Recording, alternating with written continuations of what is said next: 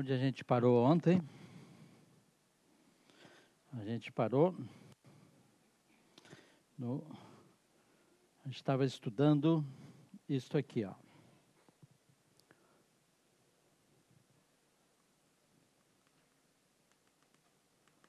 Espalhamento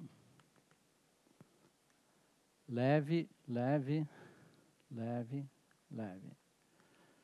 Então, os diagramas de mais baixa ordem era este, mais este, mais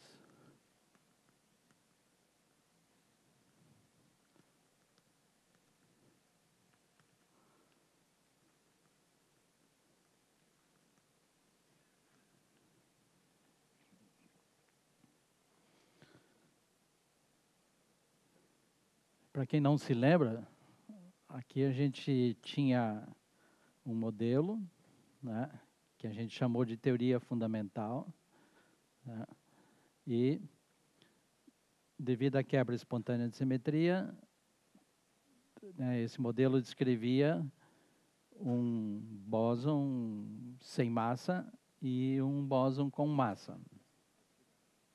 Acho que não está desligado, não. Ah, isso aqui.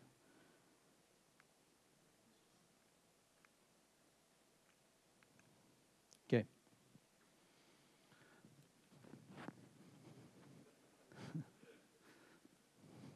Vamos ativar isso. Opa, foi para lá? Ok. Tá. E aí, a gente escreveu a amplitude de espalhamento para esse processo. Tá certo? Aí, né, chegou nessa altura aqui. Então, isso aqui é P1, isso aqui é P2, isso aqui é P3, isso aqui é P4. Certo? Então, a amplitude de espalhamento é P1, P2, P3, P4. Certo? Que o resultado é menos GL mais M barra quadrado sobre M quadrado, 1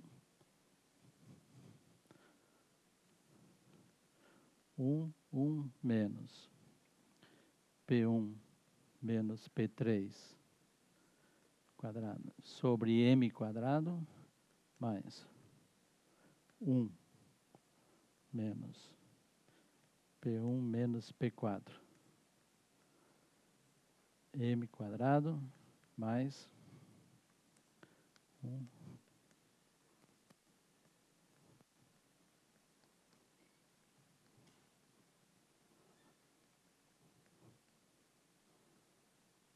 tá? Aonde essas constantes aqui, tá certo? Estavam todas elas relacionadas aos parâmetros da teoria fundamental, que GL sobre 4 é lambda sobre 16 e o M barra é igual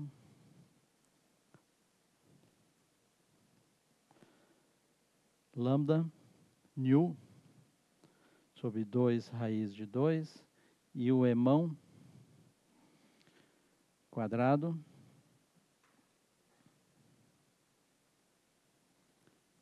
lambda do quadrado. Então, esta é a teoria do chapéu mexicano, aquele que a gente fez, reescreveu em termos de uma, né, a gente começou com uma lagrangiana, ou uma ação, né, ação que envolvia o campo φ e φ estrela, certo? Aí transformou para um φ, para um φ mais nu, né? Para um φ mais nu, e daqui para um φ real, φ imaginário. Então, isso aqui a gente chamou de heavy, isso aqui a gente chamou de um campo light. Certo? Porque esse aqui tinha massa, e a massa era dada por isso aqui, e isso aqui não tem massa. Então, houve o fenômeno da quebra espontânea de simetria, tá certo? E esse aqui, então, é o bóson de Goldstone. Tá? A gente fez isso agora para a gente fingir que essa massa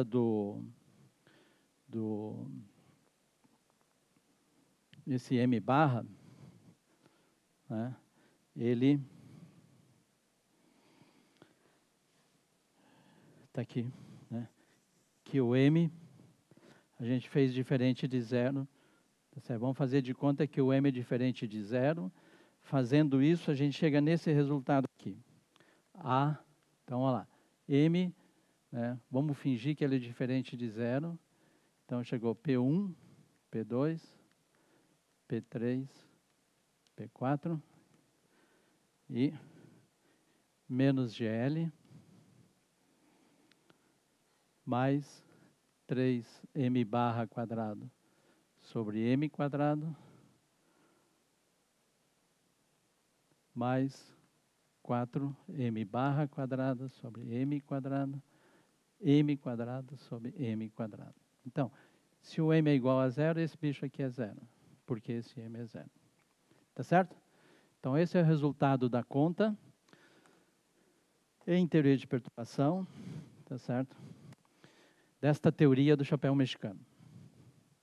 Tá bem? Em ordem mais baixa. Então, qual foi o argumento aqui? Dizendo o seguinte, olha aqui, ó. Aqui eu tenho vários diagramas, e eu posso simplificar esta conta aqui, tá certo? Ao invés de todos aqueles lá, eu simplesmente vou fazer a conta com uma G efetiva aqui, né? Uma G efetiva, certo? Porque a amplitude de espalhamento é uma constante lá, vocês estão vendo? A amplitude de espalhamento é uma constante, tá certo? Em diagrama de árvore, como é que a gente consegue uma amplitude constante? Tá? Com um termo de contato assim, tá certo? Que isso aqui é o G, lambda, L na 4, sobre 4, sobre o fatorial de 4, tanto faz. Né? Ali no caso, fatorial de 4. Tá bom? Então, essa é a ideia da coisa, tá certo? Agora, para isso ser útil, né? Isso aqui não deve servir só para fazer essa conta aqui, porque senão não tem graça. Porque eu já fiz a conta. Já fiz a conta, por que agora eu vou refazer a conta para isso aqui? Chovendo molhado.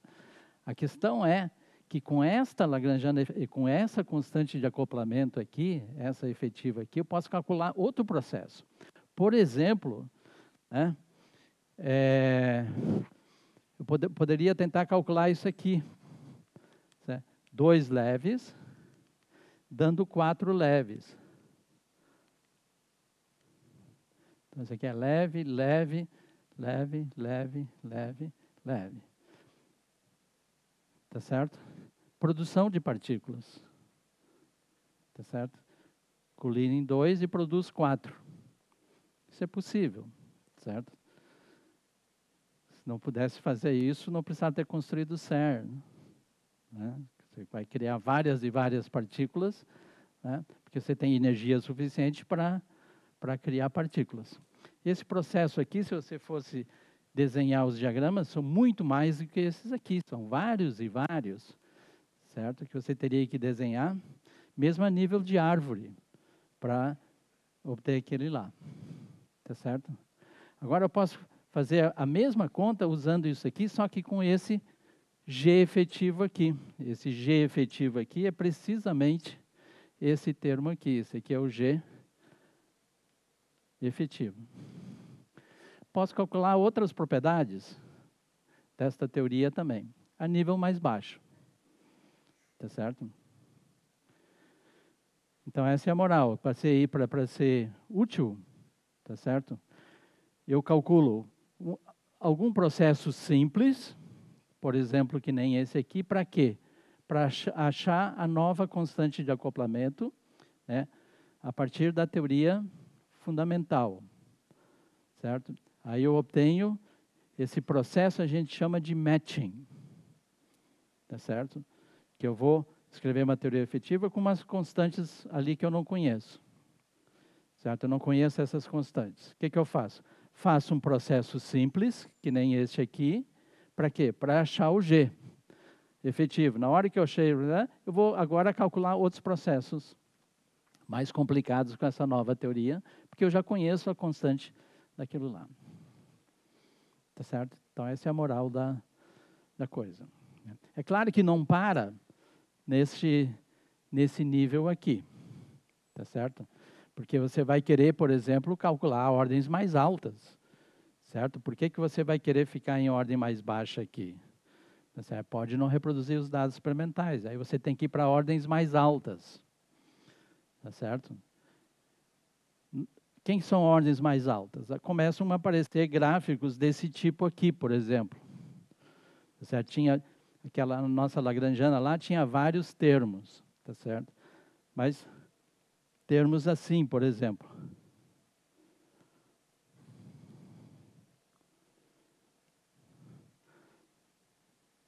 Certo? São loops isso aí, são flutuações quânticas isso aí. Tá certo? Então, isso aqui também, tá certo? Vai introduzir uma nova complicação no problema, que são o quê? Divergências ultravioletas. Tá certo? Então, antes de entrar neste assunto aqui, tá certo? Vamos ver aqui o que essa teoria tem a dizer no limite de m igual a zero. Né? Quando m, quer dizer, não no limite, quando m é zero, que é o caso. Tá certo? Então, quando m é igual a zero, acontece uma coisa extremamente interessante, né? Que é o seguinte. Então, qual é a diferença de m igual a zero e m diferente de zero? Quando eu fui simplificar isso aqui, para chegar nesse resultado ali, né, em algum momento naquela conta ali, eu usei que P1 quadrado é m quadrado. Tá certo? P1 quadrado é igual a m quadrado. Que essa é a condição de Maxwell, certo? Porque isso aqui é P1 zero quadrado menos P1 quadrado igual a m quadrado. Isso aqui é a energia da partícula 1 quadrado menos P quadrado da partícula 1 igual a m quadrado, que nada mais é que E1 raiz quadrada de P1 quadrado mais m quadrado. Tá certo? Que é a condição de camada de massa. Isso aqui é uma partícula real, são partículas externas, certo? Não estão em loops. Por exemplo, isso aqui não tem energia bem definida, tá certo? Agora, esses aqui, fora, aqui tem. Quando eu digo energia bem definida, que satisfaz essa condição chamada condição de camada de massa. Tá certo? Agora, vamos analisar o problema mesmo. Vamos usar essas constantes aqui, ó. Vamos usar que o GL é dado por isso aqui, o M barra é dado por isso aqui, o M quadrado é dado por isso aqui, e vamos ver o que nós vamos aprender aqui. Certo? Então, vou refazer a conta nesse estágio aqui agora, usando que P1 quadrado é igual a P2 quadrado, é igual a P3 quadrado, é igual a P4 quadrado, é igual a zero. São partículas sem massa, então eles satisfazem aquilo ali. Tá certo? Porque se isso aqui tem massa zero, este menos esse, dá zero, porque isso aqui é zero. Tá? Muito bem. Vamos lá. Bom, então, quando eu expandi isso aqui, ó, é P1 quadrado mais P3 quadrado menos 2 vezes P1 escalar P2. Só que P1 quadrado é zero, P3 quadrado é zero. Mesma coisa aqui. P1 quadrado, P4 quadrado, zero, zero, e só fica o produto cruzado aqui. Tá certo? Então, para o problema real mesmo, m igual a zero, que é o caso, tá certo? A amplitude de espalhamento ficou A, P1, P2, P3 é a mesma coisa, certo? Eu só estou agora botando o valor de verdade desses acoplamentos. É menos 3 lambda sobre 2, certo? Porque o GL aqui, ó, esse GL aqui é quanto? É 4. Eu fiz um erro.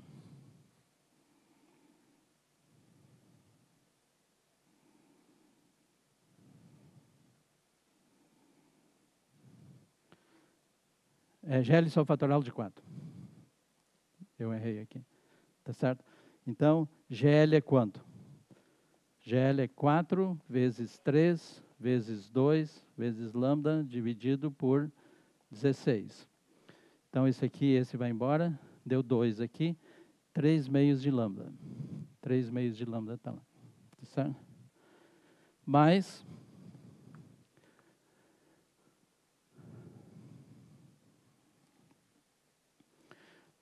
lambda quadrado, nu quadrado, sobre 2m quadrado, certo? Que é essa combinação aqui. Se eu pego o m barra aqui, coloco ele lá, certo? Eu obtenho esse resultado aqui, vezes 3 mais. Da onde vem esse 3 aqui, ó? Que eu estou expandindo aqui, ó. Certo? Isso aqui é 1 mais 2 P1 escalar P3 sobre m quadrado. Cada um deles tem um 1. Quando eu boto lá em cima, dá 1 mais 1 mais 1 dá 3. Que é aquele 3 lá. Tá?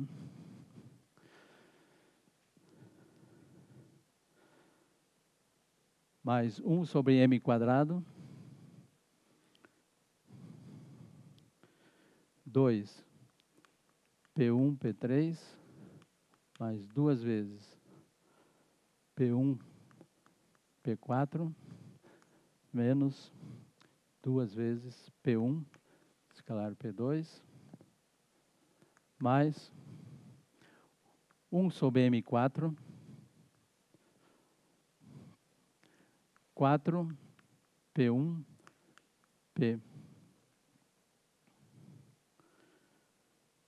P4 quadrado, mais 4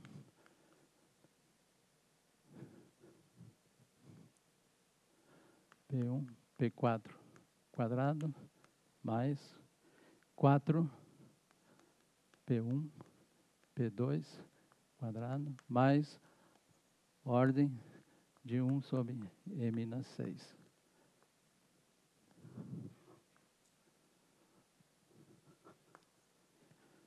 Certo? Essa é a expressão. Que vem da onde? Vem da expansão desse negócio aqui, ó. Certo?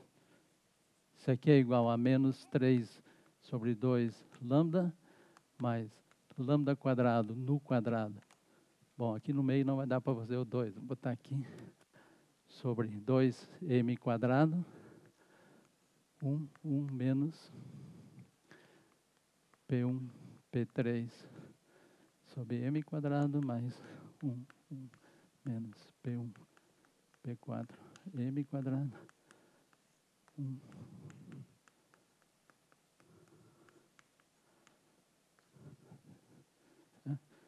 Daqui, vem para cá.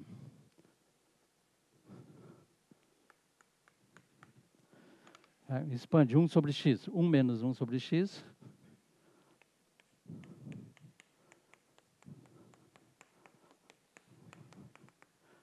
Tá bem? Só aritmética, não tem nada de complicado. Ok? É a mesma conta de antes, só que agora estou fazendo ela devagarinho. Fala mais alto, senão eu não ouço. Por que não é 2 lambda ao quadrado V ao quadrado? Aonde? O 2, eu não entendi como é que chega no denominador. Esse aqui? É. Ele era 3. Era 3. Vamos ver se não está. 3 m barra quadrado. Bom, m barra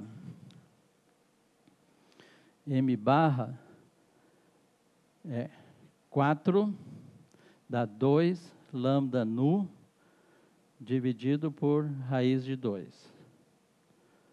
Certo? O m barra é dado por isso. Por isso 4 vem aqui, dá 2. Tá certo? Agora eu levo o quadrado. Então é 3. É m barra sobre 4 ou sobre fatorial de 4? Perdeu a orelha.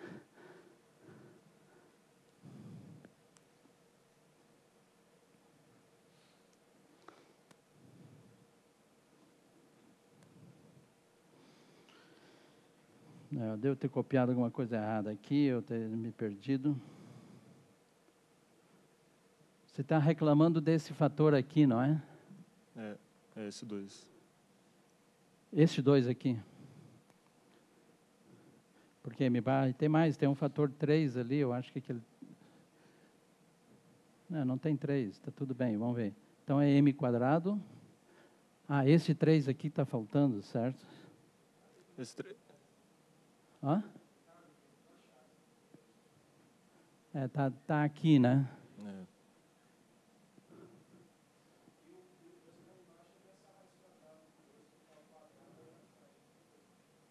Você está dizendo que está certo ou está errado? Ok, então está certo, viu? Eu não vou mais perder tempo aqui. Ok. Está faltando um 2?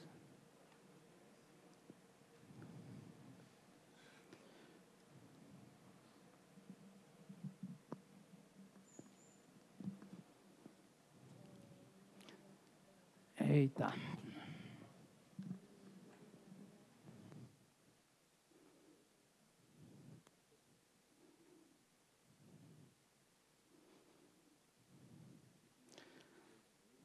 Deixa eu prosseguir e fica como exercício de casa para vocês consertar meu erro.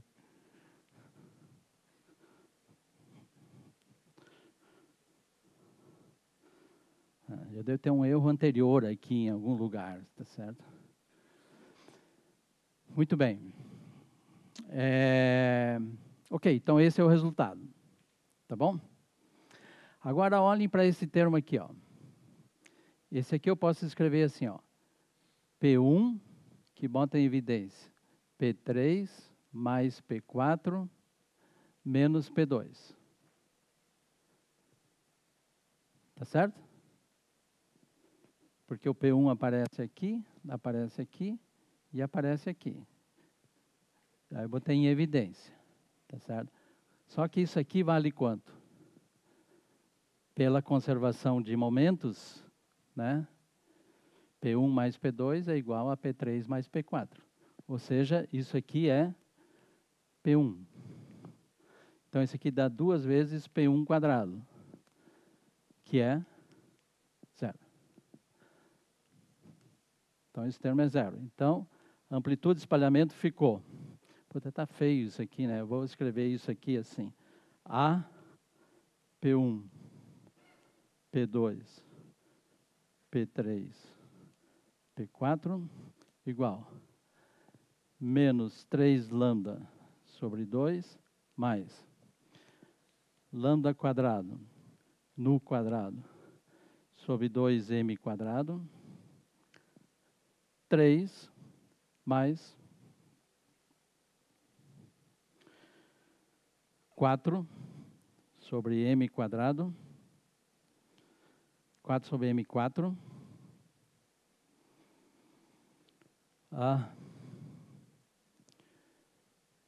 P1, P2, mais P1, P4, mais P1, P2, quadrado, mais ordem.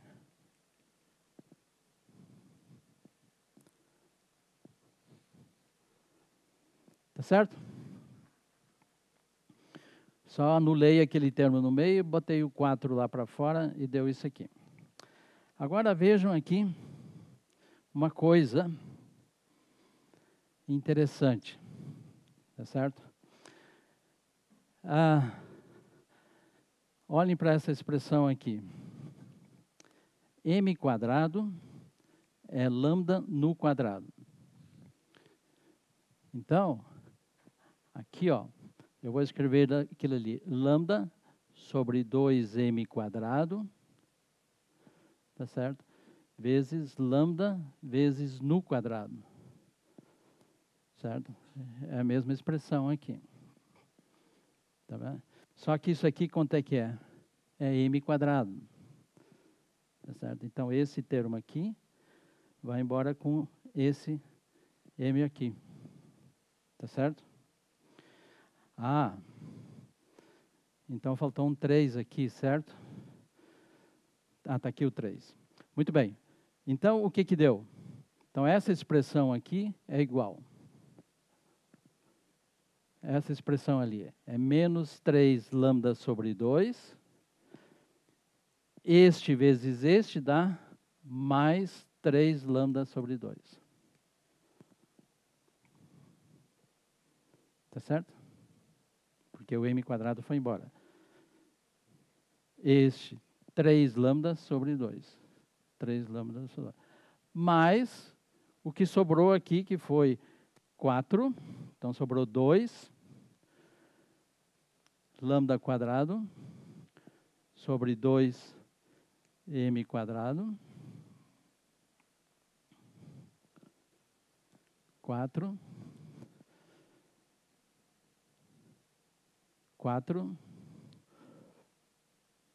lambda quadrado no quadrado sobre 2m quadrado sobre m4 vezes P1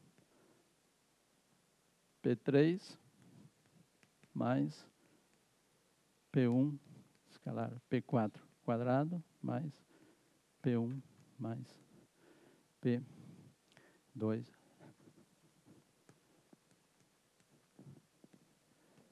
quadrado. Então, isso aqui foi embora. Isso aqui eu posso escrever como lambda quadrado. Faltou o nu quadrado, né? Nu quadrado. Então, isso aqui eu posso escrever lambda nu quadrado. Então, isso aqui é m quadrado. Então, eu posso escrever isso ali. 2 vezes lambda sobre 2m quadrado, lambda nu quadrado, 1 sobre m na 4. Então, este aqui vai embora com este. Aqui é 4. Esse 4 vai embora aqui, ficou 2. Então, ficou 2 lambda sobre m na quarta. Pronto, esse é o coeficiente. Então, no fim do dia, a gente chegou num negócio interessante. Que o A é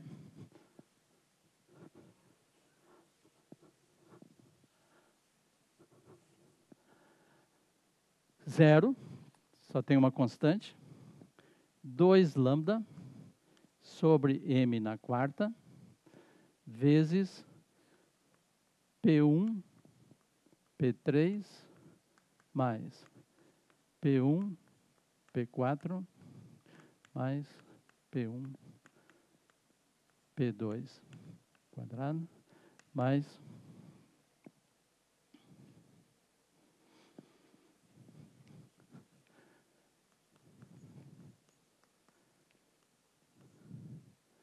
tá certo?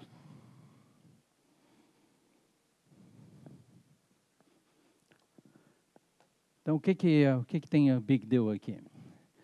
O primeiro big deal é que aquele termo constante não está mais lá. Tá certo? Então, aquilo lá estava dizendo que a amplitude de espalhamento, né, se a massa é diferente de zero, a amplitude de espalhamento para a energia indo a zero, tá certo? Ela é finita. Era aquele fator GL lá, com aqueles outros, tudo era constante. Esse resultado aqui está mostrando que não é constante, depende desse negócio aqui. Tá certo? Muito bem, então essa é uma observação. Qual é a consequência daquilo ali? A consequência é que se a energia for muito baixinha, isso aqui é zero. Tá certo? Então, Se a gente ir para o centro de massa, né, vamos para o centro de massa. Certo? Centro de massa. O que é o centro de massa? Você fica aqui o P1, né, que é P1, 0. P1, P2, é P2, 0. P2, né, o centro de massa significa P1 é igual a menos P2. Tá certo? Então, P1, 0, que é a energia da partícula 1, é igual a raiz quadrada de P1 quadrado mais m quadrado, só que o m quadrado é 0. Então, isso aqui é P quadrado, que é igual a raiz de P. Tá certo? E o E2 é a mesma coisa, P2, 0, certo? É P2, certo? Só que o P2, né, é igual a P1, então também é módulo de P. Tá certo? Então, o centro de massa é isso. E o que isso implica, então, para as partículas finais? A mesma coisa. Você vem aqui, P3 é P3. Esse exercício aqui vocês fizeram em Física 1, tá certo? Colisão de duas partículas e vocês vão para o centro de massa. Física 1, do Halliday-Resnick, é um exercício que vocês fizeram. Tá certo? P3, não este. P3, 0. P3 é igual, né?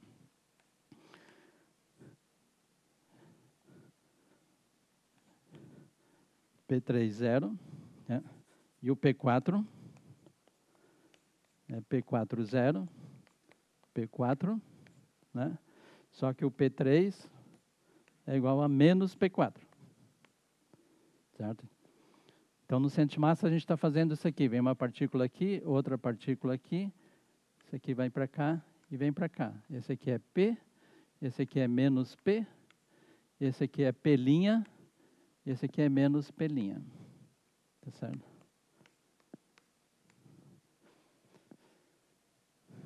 Tá bom? Então, daqui sai, fazendo a mesma conta, que o E3 é módulo de P' e o E4 é módulo de P'. Tá certo? Que nem aqui. Só que a energia inicial é igual à energia final. Tá certo? Então, energia inicial é igual à energia final. Mas a energia inicial quanto é que é? É P. A energia final é P'. Então, está dizendo que o módulo de P é igual a módulo de P'. Tá certo? Então, quando vocês vierem fazer essa conta aqui, isso aqui é P1, 0, que é módulo de P. Certo? P3 é P menos P quadrado. Ou seja, isso aqui é módulo de P quadrado menos P quadrado. Ou seja, isso aqui é 0. Cada termo desses é 0. Tá certo? Então, eu vejo que para energia indo a 0, certo? Eu tenho que a amplitude de espalhamento vai a 0. Então, amplitude a 0 quando a energia do centro de massa vai a 0.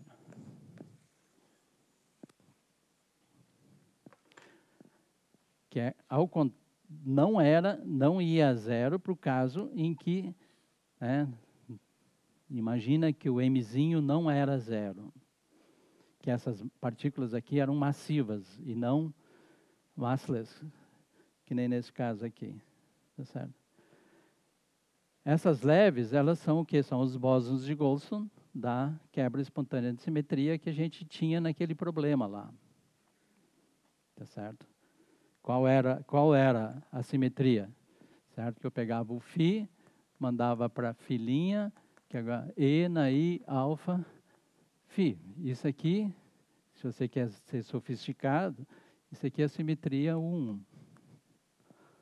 Tá certo?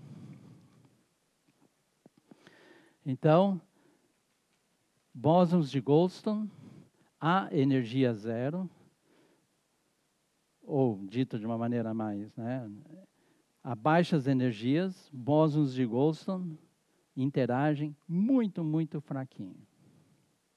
Tá certo? Se eu quiser fazer uma teoria efetiva para bósons de Goldstone e escrever uma lagrangiana assim, está errado. Por quê? Porque uma lagrangiana com uma interação desse tipo aqui, tá certo? Leva uma amplitude de espalhamento que é constante à energia zero. Tá certo? E aqui não é o caso. Tá bom? Então, a teoria efetiva, ela não pode começar, nesse limite aqui, tá certo? Não pode começar com um termo de contato, assim. Não pode ter um termo de contato. A lagrangiana não pode ter isso. Mas como é que a gente vai gerar termos desse tipo aqui? Da onde vem momento? Lembra que eu estou fazendo campos. Isso aqui é um campo leve, mais um campo leve, indo para um leve, mais leve. Como é que eu gero aqui momento? Em ordem mais baixa, classicamente. Tem que lembrar que L na X é, no espaço dos momentos, é E na I, PX. Vezes o L no espaço dos momentos, por exemplo. Certo? Como é que eu gero momento nesse processo? Através de derivada. Derivada com relação a x, né? Leva, deriva aqui, isso aqui vai dar P mu L de P. Está aqui o P, ó. Isso significa o quê? Que na minha lagrangiana, a interação tem que envolver derivadas. Não pode ser termos que não envolvem derivadas, senão você não gera esse tipo de interação aqui. Tá certo? Então, essa é a segunda lição. Uma teoria efetiva para bósons de Goldstone. Né? Então, se eu fosse escrever a lagrangiana efetiva, a esse nível que a gente fez a conta, tá certo? É 1/2 delta mu L, delta mu L. Isso aqui é energia cinética. Tá certo? Só que agora tem interação. Menos, agora eu tenho que botar uma C1 aqui, tá certo? Delta mu L, delta mu L, vezes delta nu L.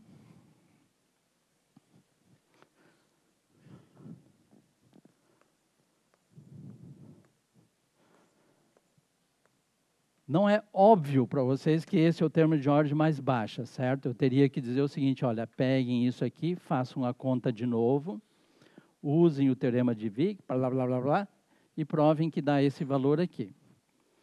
Então, vocês vão usar a teoria fundamental, fazer, para descobrir esse coeficiente aqui. Então, a primeira coisa que vocês vão descobrir com esse coeficiente aqui, que C1 é, na realidade, um C1zinho, dividido por M na 4.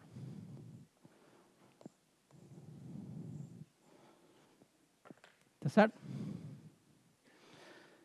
E esse termo aqui? 1 sobre M na 6. Tem que ter mais derivadas. E assim por diante. Certo? Então, o outro termo seria um C2. Né? Então, esse aqui a gente já sabe que é C1 sobre M na 4, mais C2 M na 6, delta mu L, delta mu L na 3 e combinações. Porque agora pode começar a misturar coisas aqui, um deles com aquele lá e o outro e coisas assim. E assim por diante.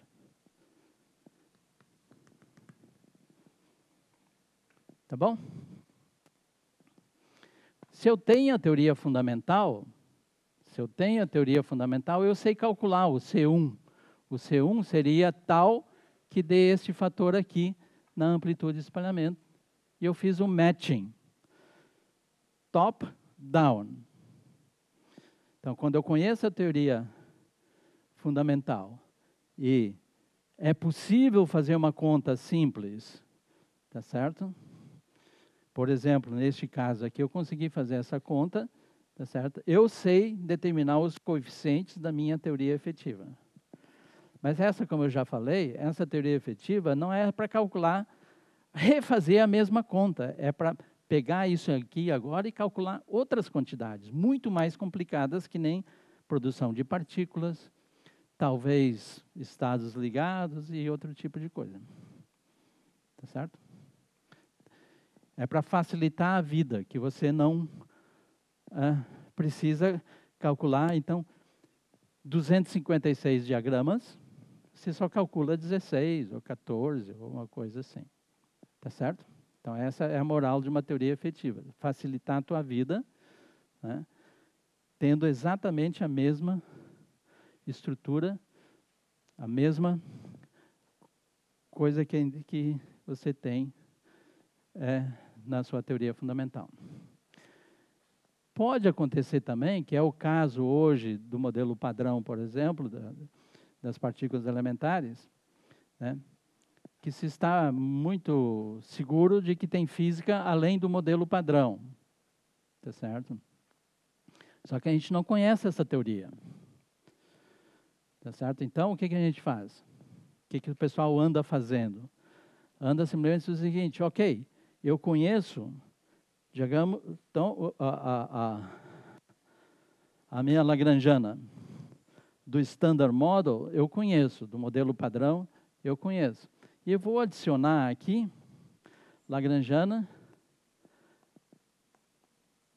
tá, que é Beyond Standard Model. Esses termos aqui têm coeficientes desconhecidos, que eles que vão ter a física que eu não conheço. Eu não sei qual é a teoria que está aqui em cima. Deus me livre que seja a teoria de string. Não é. Tá certo? É uma outra coisa que está aqui que a gente não conhece. Então, para a gente aprender a teoria que está acima disso aqui, a gente escreve uma teoria efetiva baseada em quê agora? Eu quero que seja uma teoria de gauge. Ok, então isso aqui tem 100 variantes de calibre, tem variante de gauge.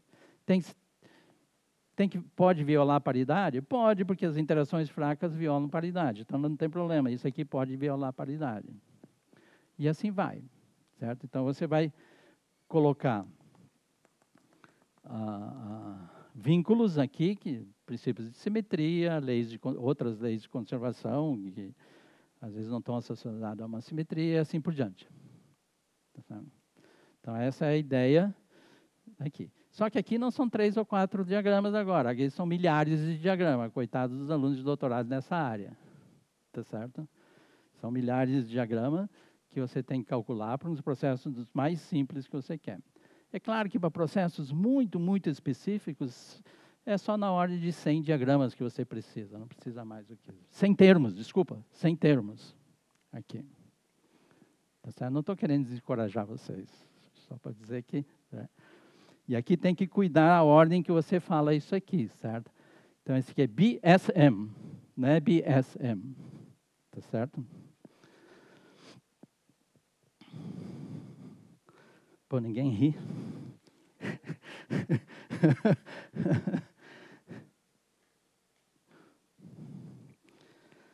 Ok? Então, esse é o negócio. Agora a gente tem que prosseguir, porque sabe como é que é. A vida não é tão simplesinha assim, certo? Que a gente consegue explicar essas coisas aqui em 3 aulas, certo? Tem que, né? Então, a primeira pergunta que vocês podem ter, muito bem. Como é que eu faço agora, tá certo? Como é que eu faço agora se eu quero ir para ordens mais altas? Em teoria de perturbação. Tá certo? Tudo isso que a gente fez foi a nível clássico, semiclássico, que são diagramas, chamam diagramas de árvore. Certo? São diagramas de árvore que parecem os galhos aqui. Tá certo? Então, parece uma árvore. Agora você tem loops também. Tá certo? E esses loops são as flutuações quânticas. Tá certo? Então, por exemplo, vamos pegar a nossa lagrangiana. Tá certo? Por exemplo, essa aqui, ó. Vamos pegar essa lagrangiana aqui. Vamos esquecer isso aqui. Ok, vamos pegar essa lagrangiana aqui. Tá certo?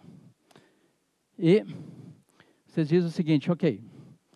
Então, para descrever amplitude de ordem mais baixa, certo? Esses dois termos aqui bastam. Mas agora eu gostaria de incluir, por exemplo, esse... Então, com essa lagrangiana aqui, eu posso calcular esse diagrama aqui. Tá certo? Que vem desse termo aqui. Então, aquele acoplamento lá é um número, C1 dividido por M4, vezes os termos que vêm da derivada. Então, esse é o termo de mais baixo. Foi isso que a gente fez até o momento. Tá certo? Só que esse não é o único diagrama, que eu posso ir para a ordem mais alta, por exemplo, mais este aqui agora. Eu estou só na teoria efetiva agora, eu não estou mais lá com as altas energias, não estou mais com aquela outra. Só com a teoria efetiva, nada me impede de querer calcular esse diagrama aqui. Então, este aqui, C1 sobre M4. Tá certo? Esse diagrama aí agora é divergente. Para quem já fez teoria quântica de campos 2, sabe que isso aqui é um diagrama divergente. Toda vez que você tem loop, né, no espaço real, né, 3 mais 1 dimensões, esse negócio aqui é divergente.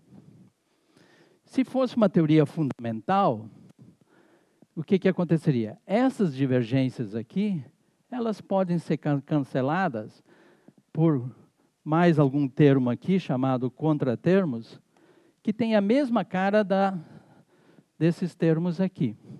Você só reajusta o coeficiente aqui desse contratermo aqui para cancelar a divergência e isso te leva ao programa de renormalização. Tá certo? Só que tem um problema aqui, ó, que essa nossa teoria efetiva, as constantes de acoplamento, elas têm dimensão.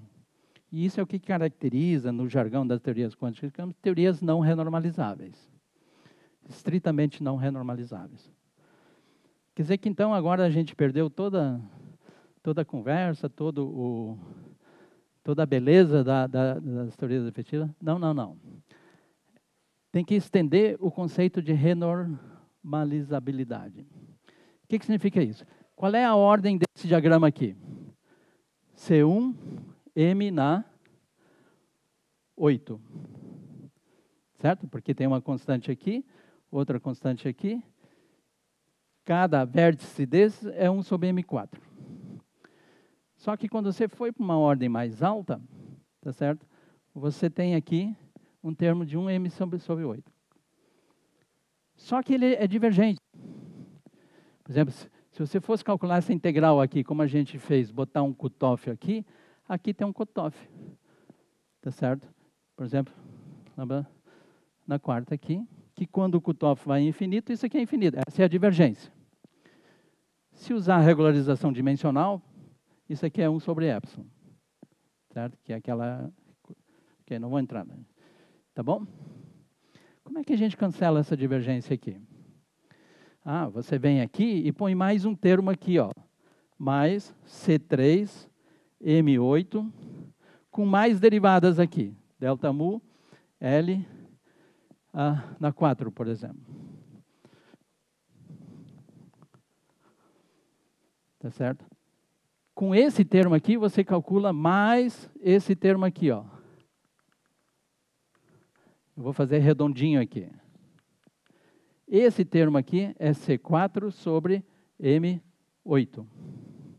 É da mesma ordem que esse aqui. Esse aqui é loop, esse aqui é árvore. É claro que esse aqui vai trazer um loop também. Vai trazer um loop assim. Opa, é redondo aqui.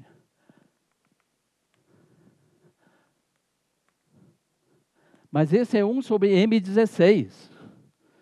E se essa massa é pesada, esse negócio aqui é muito suprimido comparado com esse e comparado com esse. Se eu estou na escala de interesse em que essas massas são muito grandes e as minhas energias são baixinhas, esse termo aqui é muito menor que este e este, que esse é 1 sobre M16, por exemplo. Tem outro intermediário aqui, que é este aqui, ó. Aqui é quadradinho, e aqui é redondinho.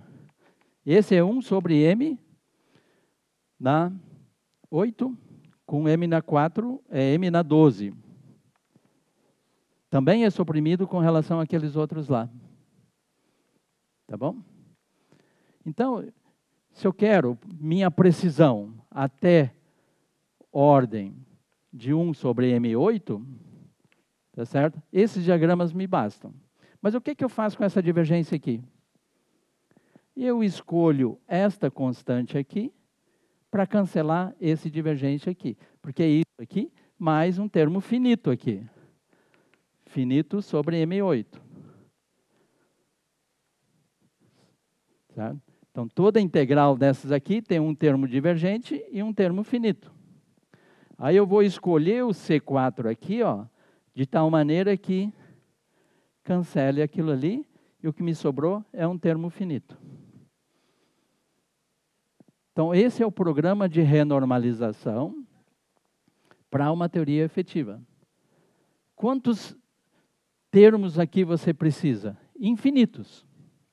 Mas cada termo que você adiciona, cai uma potência desse negócio aqui. Como é que eu sei isso? Como é que eu sei que cai esse aqui?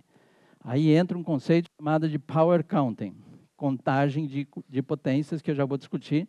Né? Só dizer que não é arbitrário isso aqui. Vai botando lá e quando aparece infinito, vai cancelando. É a mesma coisa que jogar fora os infinitos. Não é a mesma coisa que jogar fora, que eu vou discutir também. Certo? Deu para entender?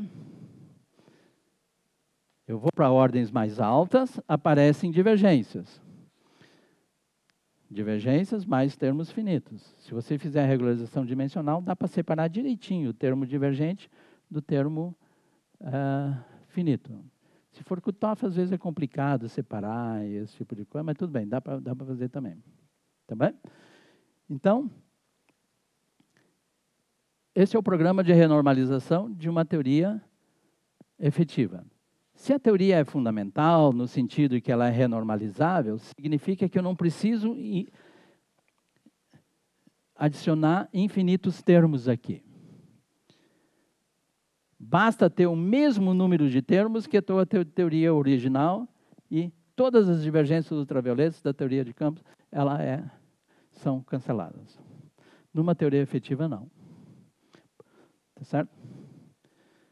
Então, esse é o programa, né? Eu não vou fazer esse exemplo, porque eu poderia fazer esse exemplo aqui. A referência que eu vou dar para vocês aqui fez esse cálculo. Tá? Mostrou direitinho que as coisas cancelam e como é que isso é. Tá certo? Ok. Agora eu acho que eu gostaria de falar um pouco mais qual é o critério aqui para construir, né? Vocês estão vendo aqui que é M4, a gente viu por construção, fazendo o cálculo da teoria explicitamente. Tá certo? A gente viu que era 1 sobre M4. Né? E mesmo expandindo mais ainda o denominador aqui, ó, expandindo mais, tem todas as outras ordens aqui. Todos os outros termos de ordem mais alta aparecem aqui. Tem infinitos termos aqui.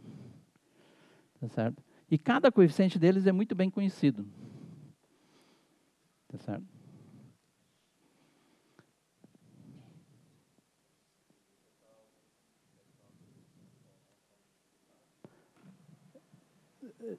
Não, eu estou usando teoria fundamental, digamos, renormalizável, o critério. Por exemplo, nosso chapéu mexicano é fundamental e é renormalizável. Não existem teorias efetivas que são renormalizáveis, é isso que você está me dizendo? Em geral não são, tá certo? Elas podem ser o que se chama super renormalizável num certo... quando você trunca, por exemplo, senão elas não são, nunca, por causa desse critério aí. O que existe são modelos renormalizáveis, por exemplo, né? Tem modelos famosos aí, por exemplo, de QCD, um deles, por exemplo, é o modelo sigma linear.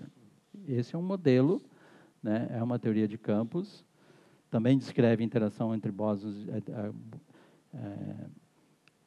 de Golson, só que você tem que botar uma outra partícula lá, chamada partícula sigma, que não sabe muito bem o que é, e aí o modelo é renormalizável. Então, tem que cuidar com as palavras, certo? Esse é um modelo efetivo, né? O que é diferente daqui é a palavra modelo. Tá certo? Agora, muita gente tenta enganar vocês, né? Que diz assim, essa é uma lagrangiana efetiva. Certo? Mas daí não satisfaz esses critérios aqui de, né, renormalizabilidade, que você tem uma sistemática aqui para tirar as divergências do teu problema. Mas, por exemplo, a renormalizabilidade da sua teoria é fortemente... Qual delas? Qualquer teoria. É fortemente dependente do número de dimensão. Sim. A gente está falando do mundo real onde é que a gente vive, certo? Não certo, vamos... okay. Fantasyland aí. Tá bom. Mas ele tem razão, tá certo? Imagina que Deus é sádico e o mundo não tem só 3 mais uma dimensão, certo? Imagina que tem todas essas coisas que alguns matemáticos postulam como extradimensões, esse tipo de coisa. Porque nem matemáticos são, físicos matemáticos talvez, né? Também é questionável, né? Porque, bom, anyway, vamos lá. Parar de falar mal dos outros. Ok, tá certo? Então, agora deixa eu falar alguma coisa, né, que bota um pouco mais de luz nesse negócio aqui.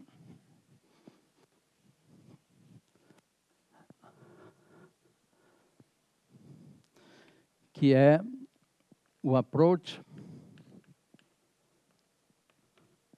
wilsoniana.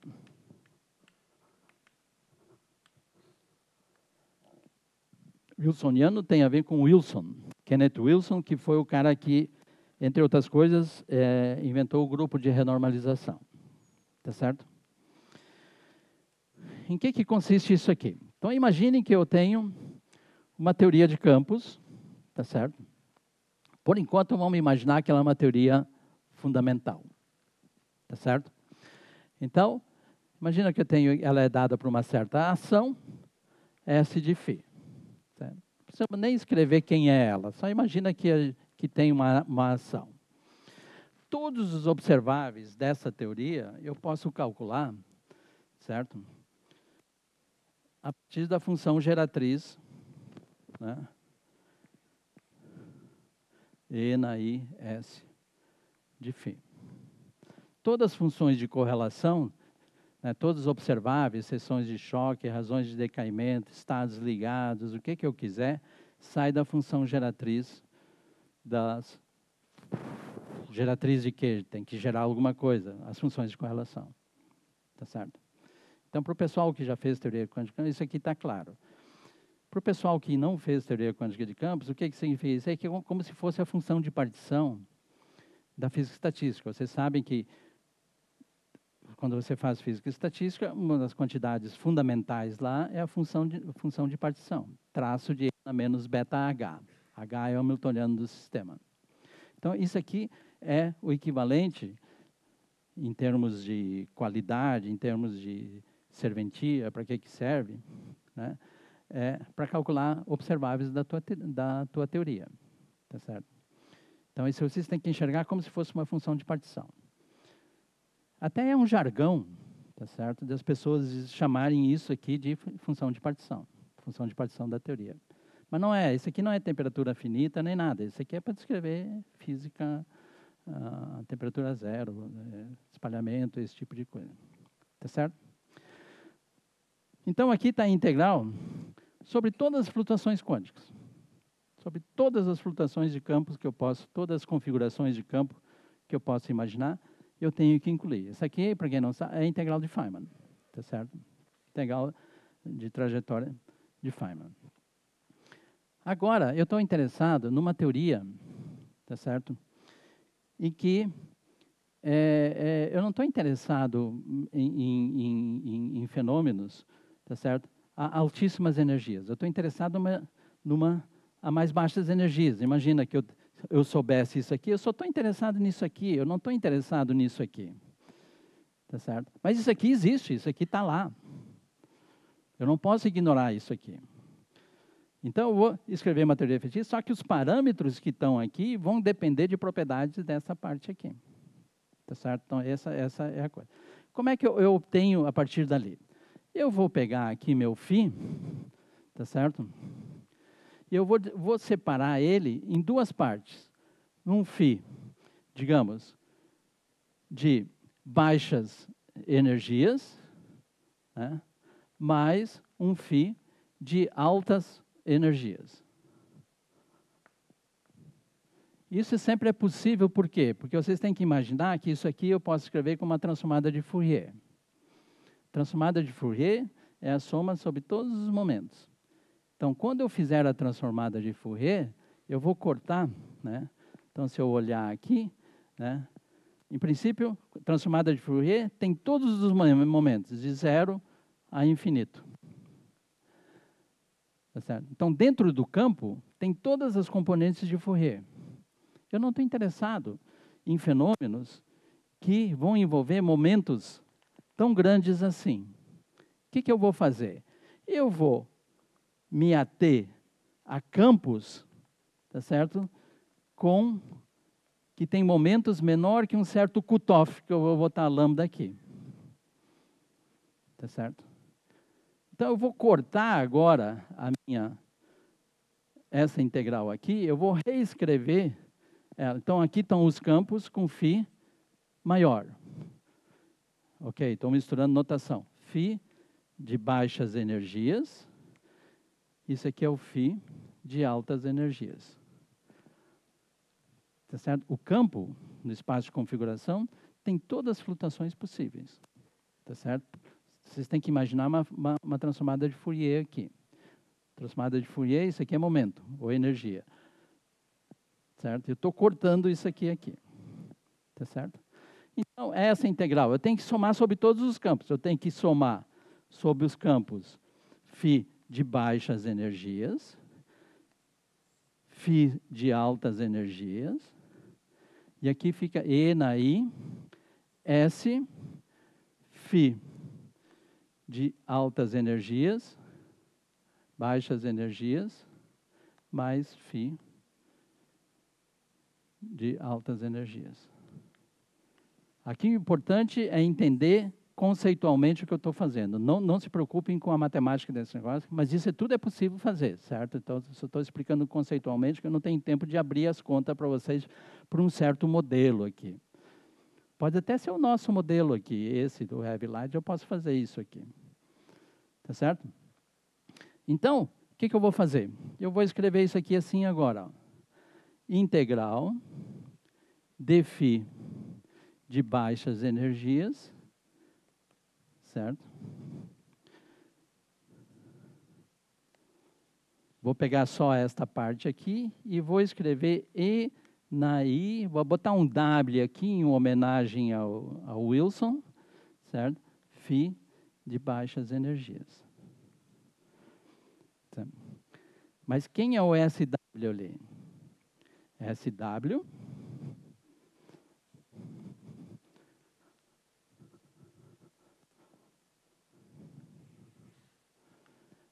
E na ISW,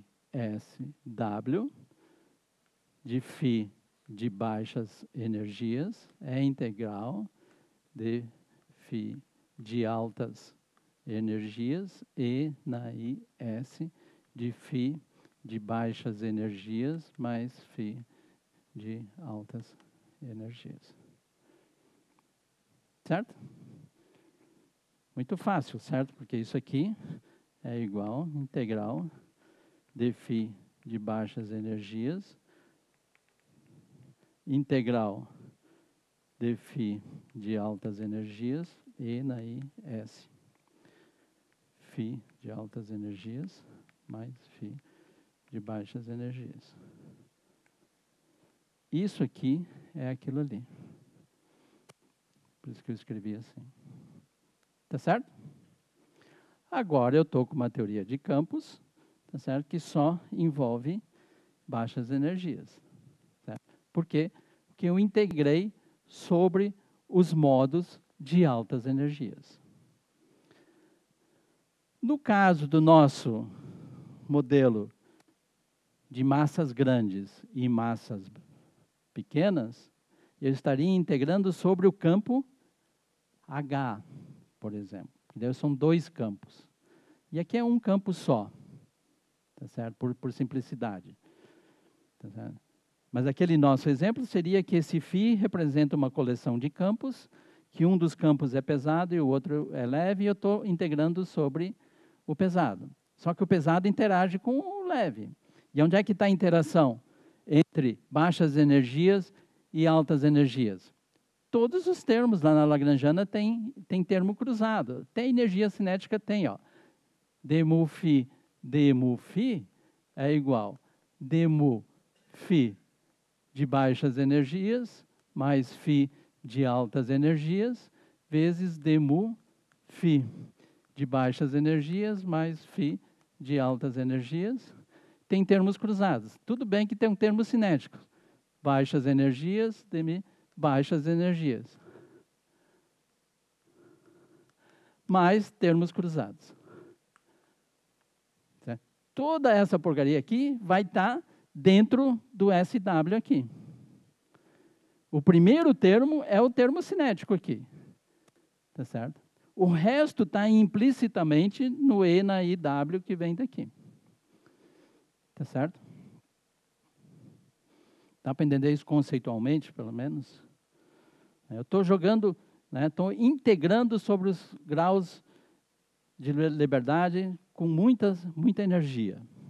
Eles não vão desaparecer do teu problema, por causa desses acoplamentos, dos termos cruzados aqui. Tem termo cruzado entre baixa e alta energia aqui. Se você tem agora uma teoria explícita, você pode fazer isso, tentar fazer isso aqui, na mão. Dá para um aluno para fazer. Tá certo? E é feito. Por exemplo, para teorias do tipo lambda φ4, isso aqui dá para fazer em teoria de perturbação, está dentro de qualquer curso de teoria quântica de campos, com esse approach aqui de Wilson, é fazer esse exercício aqui e obter, por exemplo, S de W, tá certo? Em ordem lambda quadrado, por exemplo. Isso aqui um aluno de mestrado faz, que é lambda 4, dá para um aluno de doutorado, para determinar aquilo ali. E você obtém a ação wilsoniana, tá certo? Que é a sua teoria efetiva agora. Agora, isso aqui é uma teoria de campos efetiva. Por enquanto é a mesma, assim como ela está aqui é a mesma. Na hora que você vai calcular ela, aí a porca torce o rabo. Por quê? Porque você vai ter que usar uma aproximação para poder calcular isso aqui explicitamente. Tá bom? Se você conhece a teoria, você sabe calcular, e os coeficientes, então, porque isso aqui vai ser uma expansão. S de W. Certo? Claramente, se for uma lambda φ4 aqui, por exemplo, claramente, S de W vai ter o termo cinético, delta mu, φ de baixas energias, Tá chato isso aqui, vamos fazer menor assim. Baixas energias, menos um potencial, que só envolve baixas energias, certo? Só que agora vai vir termos, tá certo? Mais complicados, vai ter coeficientes aqui, tá certo? Que vai envolver derivadas de φ baixa, de mu φ baixas, na quarta potência, por exemplo, e assim por diante. Esses coeficientes aqui são calculáveis, se você conhece a teoria. São calculáveis, por exemplo, em teoria de perturbação. Tá bom? Muito bem. Agora imagina que você não conheça a teoria, que é o caso do BS model, do BSM model. Tá certo? Quantos? 15, tá. Tá bom? Então, o que a gente faz? Não tem problema nenhum. Aí você vem aqui e diz que SW agora é dado por isso aqui, tá certo? Mais termos desconhecidos. C1, sob um certo cutoff, certo? Demu e assim por diante. E isso aqui, de onde é que você tira? Tem que ser dos dados experimentais daí. Tá certo? Você tem que tirar eles dos dados experimentais. Uma pergunta que vocês podem ter é o seguinte, vem cá, mas não é arbitrário onde é que você vai cortar? É uma das últimas coisas que eu vou falar. Tá certo? Não é arbitrário aonde você põe o seu facão aqui? Você dá, aqui você diz, tá, aqui é o lambda. Alguns de vocês podem não gostar que o lambda esteja aqui. Vocês podem que, não, vamos botar ele um pouquinho mais aqui para cima, vamos botar ele um pouquinho aqui mais para baixo. Como é que a gente garante, certo? Diferentes escolhas de lambda vão dar a mesma física? Lembram do problema da equação de Schrödinger, aquele potencial complicado? O que a gente fez? A gente exigiu que os observáveis, no caso lá era energia, aqui vai ser quais observáveis? Em geral, uma amplitude de espalhamento, que é física, módulo quadrado é físico, porque é uma seção de choque, é aquilo que você vai medir. Você vai exigir, né, que a amplitude, tá certo? Que em princípio vai depender deste lambda aqui, certo? Porque os campos que você vai depender. E esses coeficientes que estão aqui, em geral, tem um lambda na quarta, C2, lambda na 6, só pegando a dimensão desse aqui. Porque a dimensão da ação é ação de H cortado, é de H cortado. A dimensão, certo? Porque E na I, S sobre H cortado. Então, isso aqui é adimensional. Então, a dimensão de S é de H cortado. Se você tomar H cortado igual a 1, a ação é adimensional nessas unidades. Tá certo? Então, esses termos aqui têm que ser adimensionais. Mas só que tem várias derivadas aqui. Cada derivada tem dimensão. O campo tem dimensão. Certo? Então, você já sabe que a dimensão tem que ser lambda sobre 4. Assim. Isso se chama power counting. À medida que você vai, você sabe o coeficiente que vem aqui. Então, quando você calcular aqui, vai ter um lambda explícito na tua conta. O que tu tem que fazer? Se você calculou uma amplitude de espalhamento, faz delta lambda igual a 0. Tá certo? Qual é a implicação disso aqui? A implicação disso é que esses bichos aqui vão ter que começar a se comunicar. Eles vão mudar com lambda. Tá certo? Que nem aquele lambda de lambda lá. Lá naquele programa da equação de Schrödinger. Vai acontecer exatamente a mesma coisa aqui. Então, você tem uma certa liberdade de mudar isso aqui. Não põe esse lambda lá na escala de Planck, que você vai quebrar a cara. Porque para estudar a física, você vai precisar, né, aqui, ó, muitos e muitos e muitos termos aqui. Não vai ter aluno de doutorado suficiente para fazer a conta para você. Nem computador para fazer a conta para você. Você quer ficar aqui em 3, 4... Ok, o BS Model usa 150 ou 200 termos aqui. A USP tem muitos estudantes de doutorado, então por isso que eles podem fazer. Federal do ABC também tem muitos estudantes. Ok? Então, esta equação aqui tem um nome, que é a equação do grupo de renormalização. É o que diz como é que as tuas quantidades aqui têm que correr de tal maneira que as tuas quantidades físicas ficam invariantes, que não podem depender aonde é que você cortou. Mas que nem no problema da equação de Schrödinger lá, certo? Você também não pode chutar o pau da barraca. Você tem que ser razoável. Olha, essa teoria é aqui, digamos aqui, né, na escala Electroweak aqui, vamos botar aqui 200 GeV, por exemplo. Ah, mas eu quero um pouco mais alto. Ok, então vai ter que botar mais termos. Aí você botou mais termos lá. Tá certo? Então essa é a ideia. E com isso você tentar entender o que está lá por cima. Devido às características desses termos aqui, é que vão te falar sobre a tua teoria mais lá em cima. Tá bem? No caso da cromodinâmica quântica, a gente conhece a teoria. A gente conhece ela. A gente conhece a lagrangiana. Conhece muita coisa sobre a QCD. Mas esta conta, mesmo assim, não é possível fazer. Esta aqui. Só em teoria de perturbação. Calcular explicitamente S de W aqui, esses coeficientes aqui. Em teoria de perturbação, você consegue calcular. Para alguns problemas. Por exemplo, se eu quero estudar o estado ligado de um quark bottom e de um anti-quark bottom, tá certo? Eu sei calcular isso aqui quase que de primeiros princípios a partir da QCD, usando uma teoria efetiva, tirando de lá. Tá certo? Então, eu sou obrigado a terminar, porque o Rafael pediu para terminar 5 minutos antes. Eu não consegui dar Chiral Perturbation Theory, que significa agora usar argumentos de simetria para escrever essa ação aqui, essa lagrangiana aqui, para o caso dos pions, que é o caso da QCD.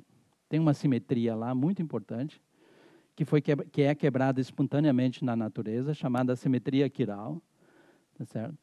Então, para escrever a lagrangiana efetiva das interações entre os pions, eu tenho que usar essa teoria, esse fato. Primeiro, que os pions são praticamente bósons de Goldstone e tem essa simetria quiral que está espontaneamente quebrada. E isso vai implicar na forma da minha ação efetiva, minha lagrangiana efetiva, certo? Que é chamada Chiral Perturbation Theory. Né? Eu não tive tempo para fazer isso aí, então fica para o diabo. Ok? Desculpem, então, por não ter dado. Muitos de vocês vieram aqui só por causa da Chiral Perturbation Theory. Então, né? E a não-relativist QCD, ou QED, nem se fala. Tá certo? E eu também tinha aqui um exercício de mostrar por que o céu é azul. Tá? Usando a teoria efetiva. Você sabe por que o céu é azul, né? Todo mundo sabe, né? Okay. A eletrodinâmica quântica explica. Muito bem. Obrigado.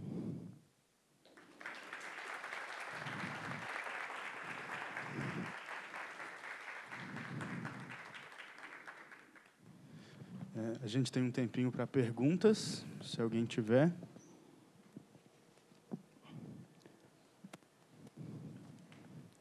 Bom, antes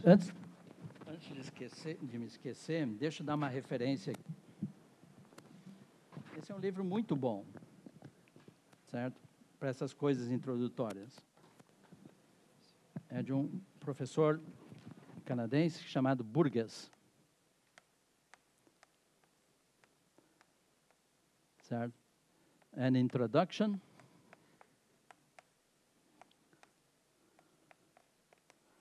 to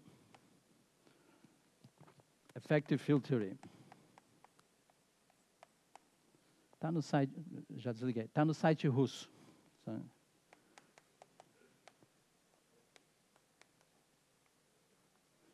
Certo? Então, que alguém quer saber um pouquinho mais, esse livro é bastante razoável.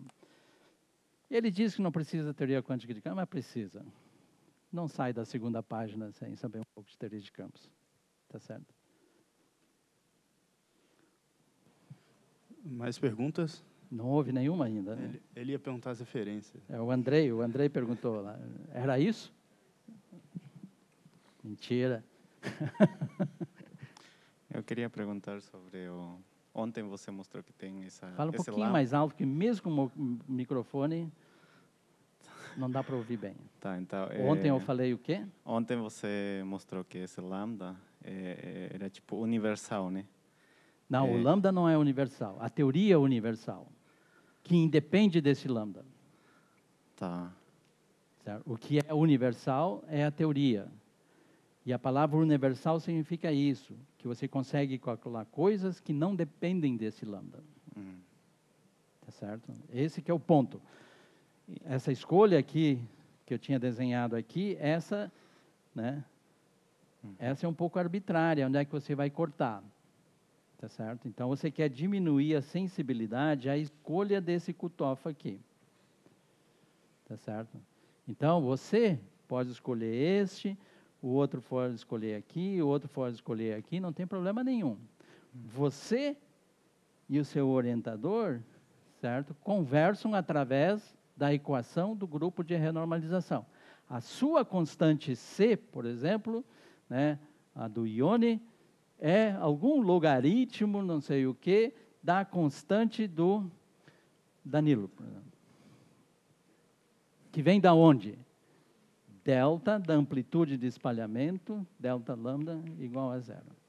Que nem o lambda de lambda é igual lambda de lambda zero, 1 mais um número aqui, lambda zero, logaritmo de lambda zero sobre lambda.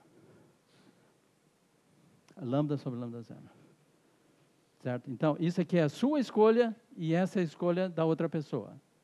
A física é a mesma. Ambos vão calcular a mesma, ou seja, a mesma amplitude de espalhamento. Isso que é universal. Tá. Não a escolha do lambda. Tá, entendi. Obrigado. Tá? Mais perguntas?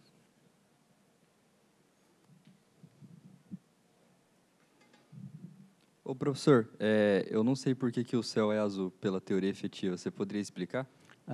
É porque você calcular essa amplitude de espalhamento só usando argumentos de dimensionalidade que eu fiz aqui, a amplitude, o espalhamento, amplitude quadrado, da espalhamento de fótons por átomos neutros, tá certo? Vai com ômega na 4 ou 6, uma coisa assim. Então, quanto maiores as frequências, maior é o espalhamento. Então, quem espalha mais? Por exemplo, vem luz do Sol lá, tá certo? E acha átomos aqui na atmosfera, lá em cima, tá certo? Então, quem é que vai espalhar mais? Quem é que nós vamos enxergar mais?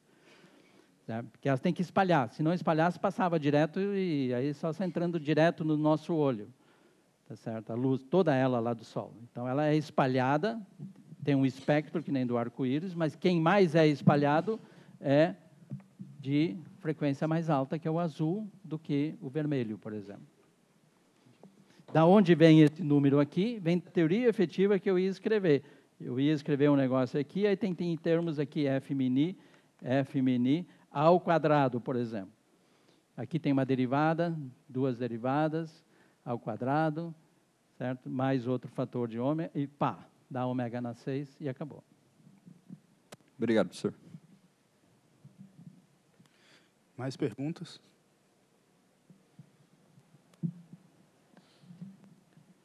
Obrigado pelo minicurso, professor. Só você falou disso, do céu ser azul, né, do ômega 6, mas aí, nesse contexto, por que no amanhecer, no anoitecer, o céu seria vermelho? O céu fica vermelho mas aí laranja? parece que tem Está em tudo que é lugar, mas eu me esqueci. Né, que, É porque eu lembro disso classicamente. Eu vi isso em, sei lá, Eletro 2, assim, no Griffiths tem um exercício lá para mostrar essas coisas, mas aí não usava teoria efetiva. Eu acho que é por então... causa da altura do Sol, não é uma coisa assim, e muitas vezes por causa da poluição também. Né? Não, tá bom. Então, quando baixa, daí parece que o vermelho fica na altura para a gente ver. Então, Tá. eu esqueci qual é. Tá bom. Que é muito mais bonito até, às vezes, né? Agora, se o céu sempre fosse vermelho, cor do Colorado ia ser chato. Né?